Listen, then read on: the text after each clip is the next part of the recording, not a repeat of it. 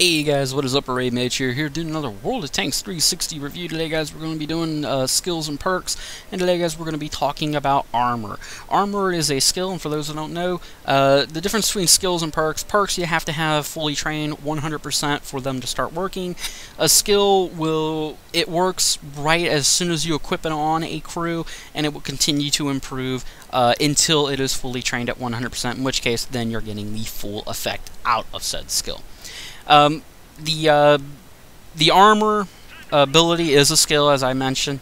When you first get it, it will start off at 0.2% and will continue to add on. Once it is fully trained, you will then have a negative 20% effect from this to it. Now, the reason I give you a negative number is because the armor skill is designed mostly to reduce the effect of a damage gun. And here, as soon as I poke up on the edge of this map, I believe I spot 2 or 3 people, and another E50M will actually hit me right in the gun and will damage it. And at this point, it should be coming very shortly.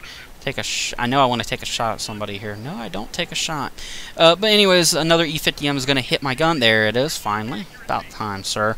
Anyways, he damages my gun, and at this point I said, oh, fuck it. You know, I'm not going to waste the repair skill or a repair kit. I decide, you know what, the hell with it. I'm going to let the repair skill do its thing, or I'm going to let the armor skill do its thing. And you see here, that is pretty damn accurate. For anybody that has an E50M without this skill, and you've had a damaged gun, you will know that's pretty damn good. Basically, it will make it a negative 20 to the usual effect of a damaged gun stat, and that is usually, from what I have read, from most tanks when they get their guns damaged, it will have your accuracy. So usually when I have had an E50M here with a damaged gun, I've had more than enough issues trying to hit people. At this point, usually I would have had to have been a glorified heavy spotting tank that would have had to have been fighting people purely at medium to close range distances. Here with this skill, I can actually fight people at a distance if I have to. It is a skill I would definitely recommend after you pick up Sixth Sense, after you pick up repairs, after you pick up Brothers in Arms. This is what I would call a secondary tier 2 kind of perker skill you would want to pick up. I lob Sixth Sense, repairs, and Brothers in Arms is like a tier 1. Those are things you want to get first before you even venture into tier 10. I picked this up afterwards, obviously, and I can't recall how much later I did get it, and you see some great accuracy there when I made a nice shot there. I believe it was on the E75. I wasn't paying attention at that point, but right now you'll see me zigzagging, and I know it's because artillery is going to try and hit me, but if I did not have the skill on here, I mean, that would have been a very difficult shot to make. Often I have seen with German tanks, I've seen it in the beta, I've seen it still in this game, where if the gun is damaged, that tank and that person are pretty darn, I wouldn't say useless, but you basically have neutered their main strength, and that's hitting people at long distance. I mean, that's the accuracy. That's the main strength to most German tanks, nobody disputes. They are very, very accurate at a distance. And if you reduce that accuracy in any way, shape, or form, you have completely and effectively have a half-ass OPFOR tank you're going up against.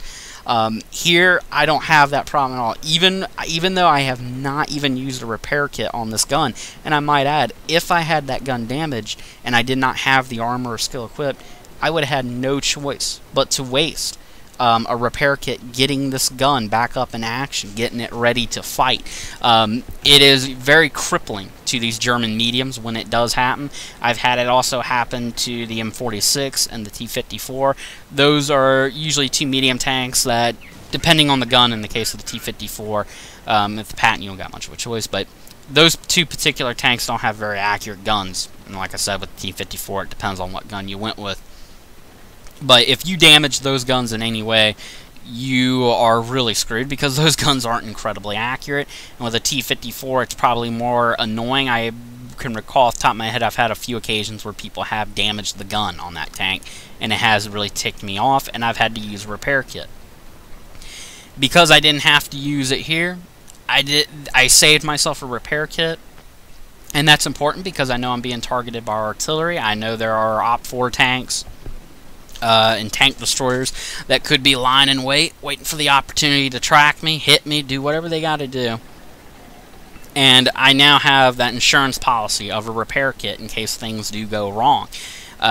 This is something that's very handy, and like I said, it's not going to, you know, let you keep godly kind of accuracy. I mean, I can tell you right now, this gun, it's still pretty damn accurate with the armorer skill, but it's nowhere near as accurate as it would be if it was fully, if it had been the repair kit been used on. But I'm fine with not using it because here on Prokhorovka, I understand the situation I'm in. I have to be hitting flanks. I gotta hit people on the side. I'm not necessarily looking to make precise shots. And as long as I have always had that ability in a medium tank, as long as I can take my flanking shots, I can work with a medium tank. That's why I've always thought the M46 was a good tank. You could make flanking shots as long as you were smart about it. There's another example. Nice clutch shot right into the 7-1. I believe I pop up. I keep zigzagging. I know I'm very paranoid of artillery in this match. He should take another shot here in a moment. He was after me the entire match. He got very annoying. Anyways, I think I pop up here and I said the hell with it. I'm going to start picking on either the tank destroyer or the 7-1. It looks like I'm looking at the tank destroyers. But, yeah, I do take another shot here. Another clutch shot. That was at well over 400 meters away. That would have been very difficult without armor or skill. This is something you definitely pick up after you get the first tier skills and perks. The reason I don't put it in the first tier is, I think, pretty obvious. I mean, while it is useful and it is nice to be able to save yourself a repair kit, it is still not as effective or as good as Sixth Sense is. It's not going to be as useful as repairs because you're always going to have instances where you're going to get tracked and you sit there and you say, alright, I'm pretty sure my repair skill is going to beat this guy's reload and I don't have to waste a repair kit. And that's where repairs gets very good. You're going to see me here do a nice little ram here on the T69. But that's the main reason I don't put this skill at the top with Sixth Sense or Brothers in Arms. It's just not that useful. It's useful, but not that incredibly useful. It sometimes can... It definitely helps more than it hurts, and it's something you're just going to have to weigh and decide when you want to pick it up. It's something I definitely recommend for everyone to pick up at some point. If you do a lot of hull down fighting, like in a Centurion tank, people are going to take shots at your gun. If you play a T-29 heavy tank like I do, I've had more than my fair share of people actually hitting the gun and damaging it. It's very useful for that tank. And of course, as I was mentioning earlier, with German tanks, it is extremely important to pick it up at some point in time. And you'll see here, I can make an on-the-move shot just fine, even with this skill equipped. I might also add, this skill armor is cumulative with vertical stabilizer, so it does stack with it. It will help with the aim time while on the move. From my understanding, I just know it's cumulative. I have to look up exactly the numbers on that one. But this is overall a good skill. This is something I definitely recommend to people to pick up once you get the first 2 or 3 Tier 1 skills and perks I was talking about, Sixth Sense, Repairs, and Brothers in Arms. But it's something you're going to have to decide if you want to pick up as your 4th skill. Yeah, it just depends. I mean, I didn't pick up... I don't even think I have Smooth Ride or Snapshot on this tank. Mostly because I'm so damn confident with the gun. I know how the gun behaves on this tank. Very aware with how it acts and how it will react to any situation at long distance. And, you know, I'm just being very calculating at this point. Because I know I could hit that, the Waffen Panzer IV there. But I don't want to get hit by him still. But, I mean, at that range, that would be... That's like chip shot for this tank. Actually, I'm going to take one right here. You'll see it. Right into the side of the hull. I mean, not incredible accuracy. This gun might be a little bit more accurate than actually the 105, the L7 on the M48. If it isn't as accurate, it's only marginally inaccurate. I tried to get the Top Gun here, but the Arty on my team kills him before I can. Oh well, no big deal. It was a good game. Definitely recommend this skill. This is something you just pick up after those first 3 I talk about.